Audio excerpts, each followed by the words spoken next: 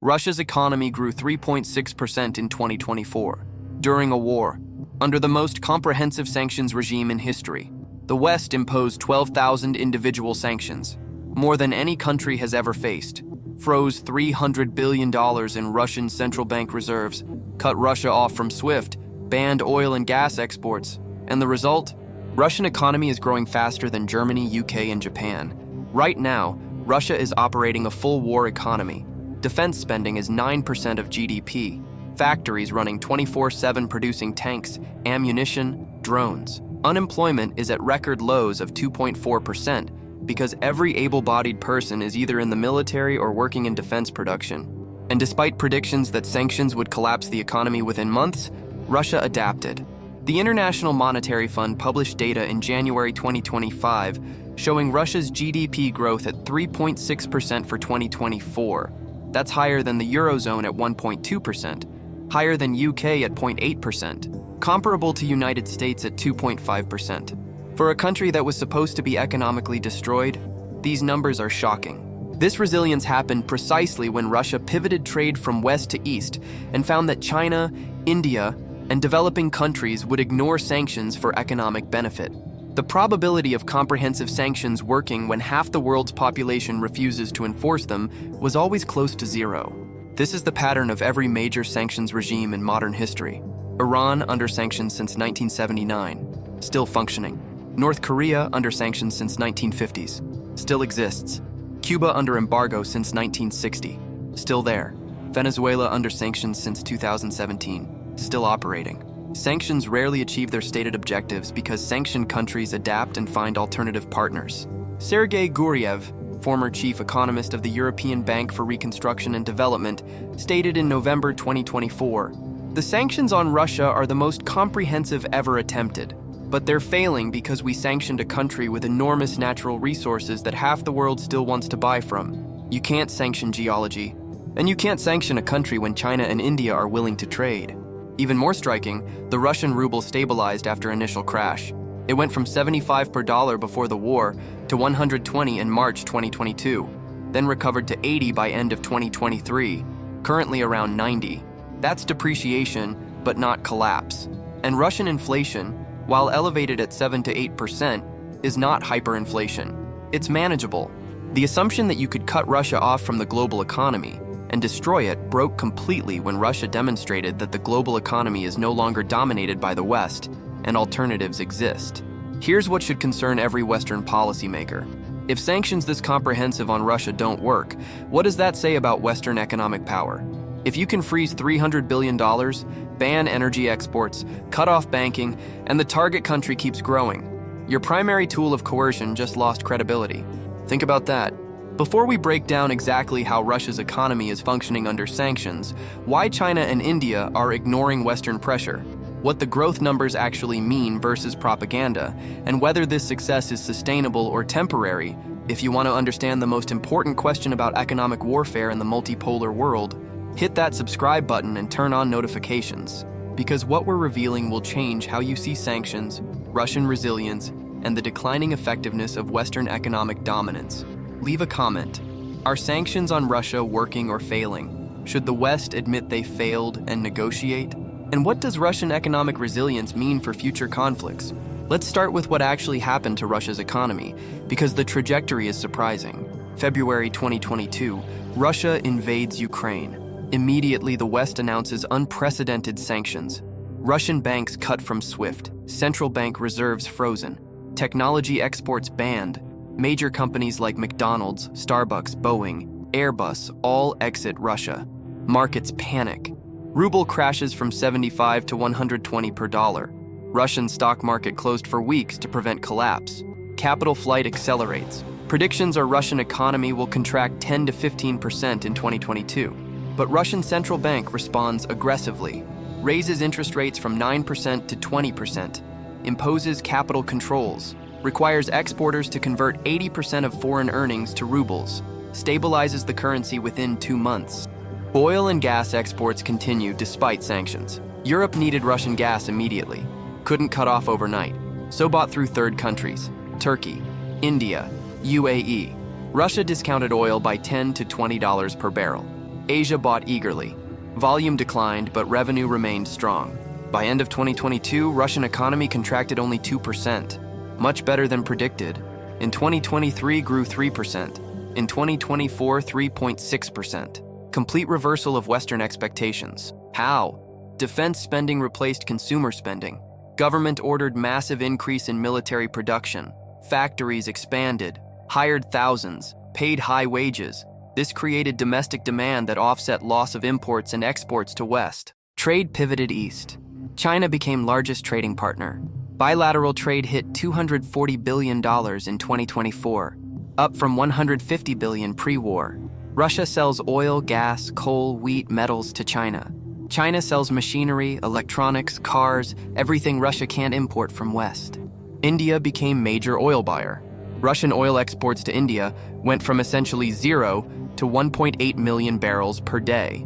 That's nearly 40% of Russian oil exports. India refines the oil and re-exports petroleum products globally, including back to Europe. Sanctions arbitrage. Import substitution accelerated. When Western companies left, domestic producers filled gaps. Russian tech companies replaced Western software. Russian food producers replaced imports. Not same quality initially, but adequate and improving. Parallel payment systems developed. Russia and China use yuan and rubles for bilateral trade. BRICS countries are developing alternative to SWIFT, crypto and gold used for certain transactions. Russia found ways around dollar-based financial system. The result is Russian economy adapted, not thriving in absolute terms, but functioning, growing, sustaining war effort, proving more resilient than any Western analyst predicted. Now let's talk about China's role, because without Chinese support, sanctions might have worked. China never joined Western sanctions, officially neutral but economically supporting Russia. Trade increased 40% since war started. China buying discounted Russian energy, selling machinery and consumer goods Russia needs. Chinese banks facilitate transactions. When Russian banks were cut from SWIFT, Chinese banks stepped in. Bank of China, Industrial and Commercial Bank of China. They process payments in yuan. Russia pays for Chinese imports with yuan earned from selling oil to China. Chinese technology replaces Western tech. Huawei phones replace Apple. Chinese chips replace Intel. Chinese software replaces Microsoft where possible. Not perfect substitutes, but functional. Chinese companies bought Russian assets. Western companies abandoned. Factories, real estate, natural resource projects, getting bargain prices while Russia needs investment. For China, this is strategic. Keeps Russia as partner against West. Access to cheap energy. Testing ground for de-dollarization. Demonstration that countries can survive Western sanctions if China provides alternative. The calculation for China is supporting Russia is worth the risk of Western secondary sanctions. So far, West hasn't imposed significant secondary sanctions on China for trading with Russia. Too economically painful for both sides. And China knows if sanctions worked on Russia, China could be next. Taiwan conflict could trigger similar sanctions, so China has incentive to prove sanctions can be defeated. Now let's talk about India's role, because they're critical to Russian oil exports. India, officially non-aligned, maintains relations with both West and Russia, but economically they're supporting Russia significantly. Indian oil imports from Russia went from 3% of total imports pre-war to 40% now. That's 1.8 million barrels per day. Massive increase. Russia offers $15 to $20 discount per barrel. India saves billions. Indian refiners process Russian crude. Export refined products. Europe buys these products. So indirectly, Europe is still buying Russian oil, just laundered through India. This undermines sanctions' effectiveness. India pays for Russian oil in rupees, dirhams, and yuan, not dollars, avoiding Western financial system. Russia accumulates rupees and uses them to buy Indian goods, tea, pharmaceuticals, manufactured products. India also buys Russian weapons. Long-standing defense relationship. Despite pressure from US to reduce dependence on Russian arms, India continues buying Su-30 aircraft, S-400 missiles, T-90 tanks. For India, this is purely economic. Cheap energy is essential for development. Political alignment with West on democracy is secondary to economic interests. And India resents being pressured to sacrifice economic growth for Western geopolitical objectives. The West tried threatening India with sanctions if they continue buying Russian oil. But India is too important. Large economy, counterweight to China, strategic partner. So threats are hollow. India knows it and acts accordingly. Now let's talk about what the 3.6% growth actually means, because numbers can be misleading. In one sense, growth is real. GDP is measured by economic activity. Defense production is economic activity. Hiring people to make tanks and ammunition is job creation. Paying them is income. They spend on housing and food. That's consumption. All contributes to GDP. But it's artificial growth, not sustainable. War economy is consumption of capital. Building tanks that get destroyed in Ukraine isn't wealth creation. It's conversion of resources into destruction. Once war ends, all that production ceases. Economy must transition back to civilian production. Quality of life is declining. Consumer goods are less available. Imports from West are gone. Alternatives from China and India are lower quality. Variety has decreased. Prices for many goods increased. Real wages adjusted for inflation barely grew. Unemployment is low but forced. Many workers were drafted. Labor shortage in civilian economy because people are in military. Wages rose but not enough to compensate for inflation and loss of Western goods. Investment is minimal. Foreign direct investment collapsed. Domestic investment diverted to military. Infrastructure, education, healthcare, all underfunded. Long-term growth potential is deteriorating. Brain drain accelerated. Hundreds of thousands of educated Russians left. Tech workers, professionals, managers, exactly the people needed for modern economy. They're in Dubai, Istanbul, Yerevan, Almaty, not coming back. So yes, GDP grew 3.6%, but that number doesn't capture the reality of declining living standards, loss of human capital, and economic model unsustainable beyond war period. Now let's talk about oil and gas revenues, because this is how Russia finances the war. Before the war, Russia exported 7 million barrels per day of crude oil and products. Revenue was roughly $200 billion annually, critical for government budget. Sanctions aim to reduce this. Price cap of $60 per barrel, ban on Western shipping and insurance for Russian oil. Europe committed to phase out imports. What happened? Volume exported decreased to 6 million barrels per day, but Russia found new buyers: China, India, Turkey, and got around price cap by using non-Western tankers and insurance. Shadow fleet of old tankers carrying Russian oil. Revenue declined but not collapsed, estimated at $150 billion in 2023, down 25%, but offset by ruble depreciation, making imports more expensive, but increasing ruble revenues from exports. Natural gas is different story. Europe was largest customer. Nord Stream pipeline sabotaged. Europe shifted to LNG from US and Qatar. Russian gas exports to Europe fell 80%. But Russia redirected some gas to China. Power of Siberia pipeline, not enough to replace European market, but helps. And Russia is building more pipeline capacity to Asia. Overall energy revenue decreased, but remained large enough to fund war, especially with defense spending crowd out civilian spending. Government budget is sustained. The critical point is, as long as China and India buy Russian energy, sanctions won't stop revenue flow, and China and India have no intention of stopping. They benefit too much from discounted prices. Now let's talk about whether this is sustainable, because there's difference between adapting to sanctions short-term and thriving long-term. In short-term, Russia can sustain war economy. Defense production can continue. Revenue from energy exports covers costs. Labor shortage manageable through mobilization and higher wages. Inflation contained through capital controls and interest rate policy. But medium-term, 3 to 5 years, problems emerge. Defense production consumes resources that should maintain infrastructure and invest in future. Roads, railways, power grids, all degrading. No money for maintenance. Human capital loss is permanent. Russians who left aren't returning. Birth rate is low. Working age population shrinking. Can't sustain both military and civilian economy long-term with declining workforce. Technology gap is widening. Russian companies can't access Western chips, software, machinery. Chinese alternatives are improving but still behind. Without technology transfer, Russian industry falls further behind globally.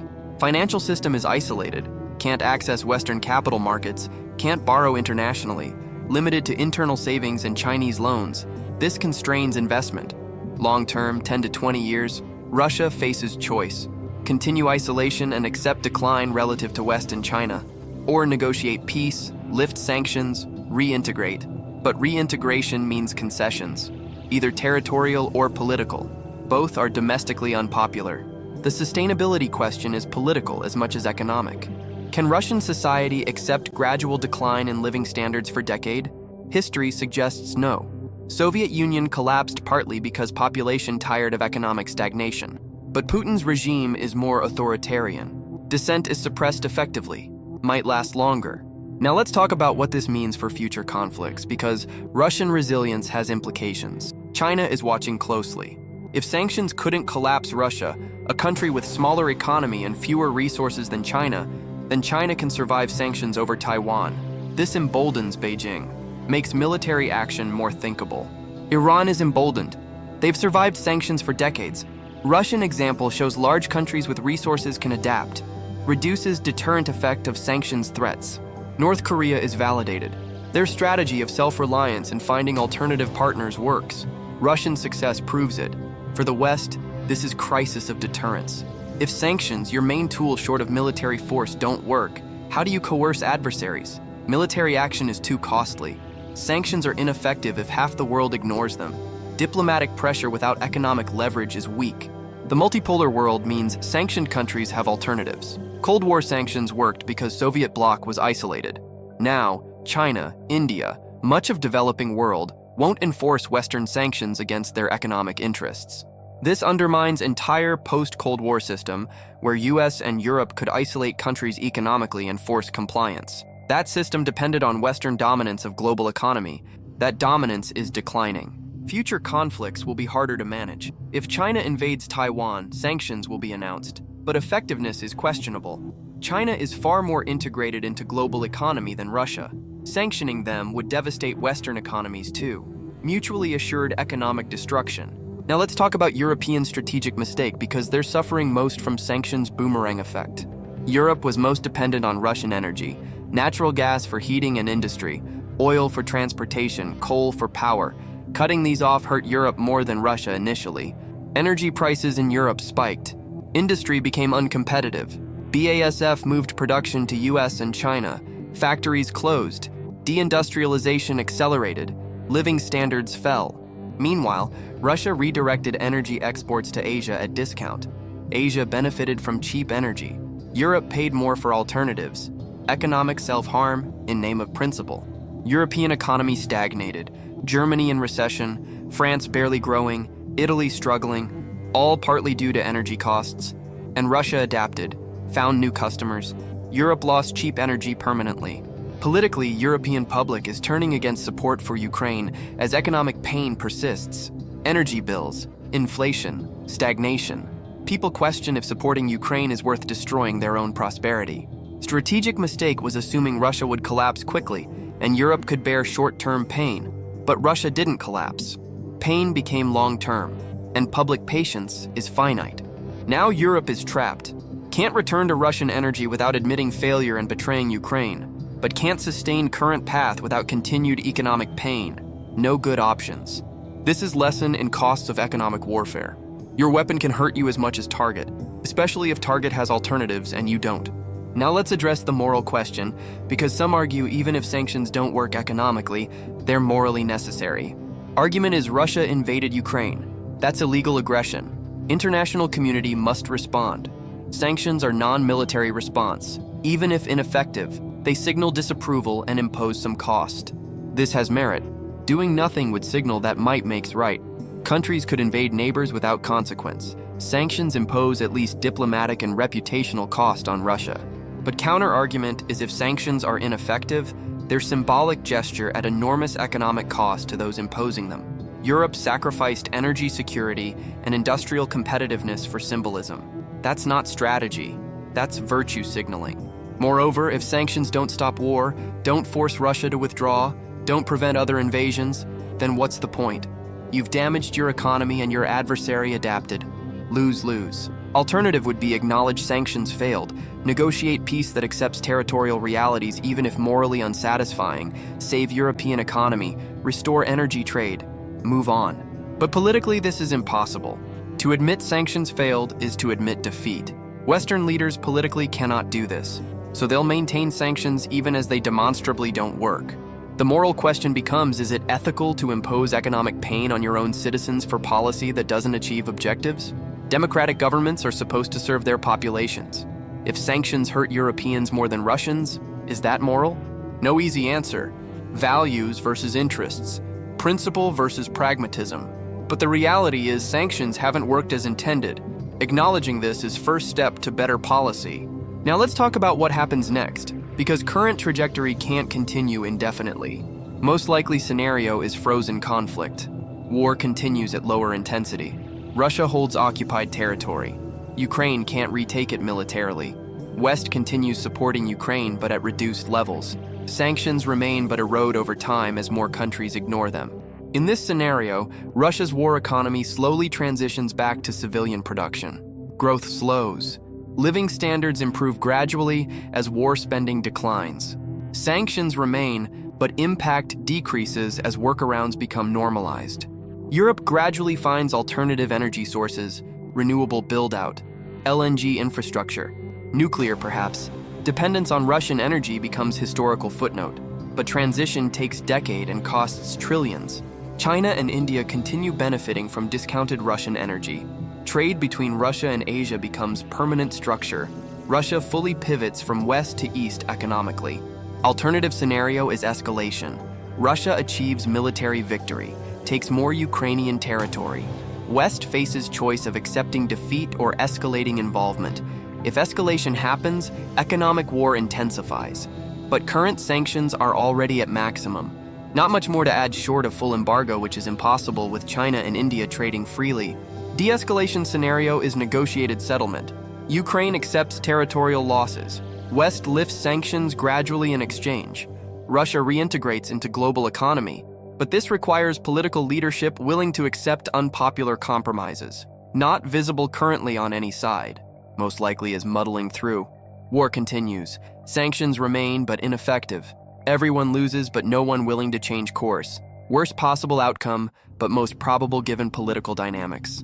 If this breakdown of how Russia's economy is growing under sanctions, why China and India are ignoring Western pressure, what the growth numbers actually mean, and whether this success is sustainable changed how you see sanctions effectiveness and multipolar economic warfare, hit that like button and subscribe. We're tracking Russian economic data, sanctions impact, every sign of whether economic warfare works in the modern world. Leave a comment. Are sanctions on Russia working or failing? Should the West admit failure and negotiate? What does Russian resilience mean for future conflicts? Share this with anyone who thinks sanctions are silver bullet for international relations, or anyone who thinks Russia is economically collapsing. After this, they'll understand why the most comprehensive sanctions in history failed to achieve their objectives and what that means for Western power.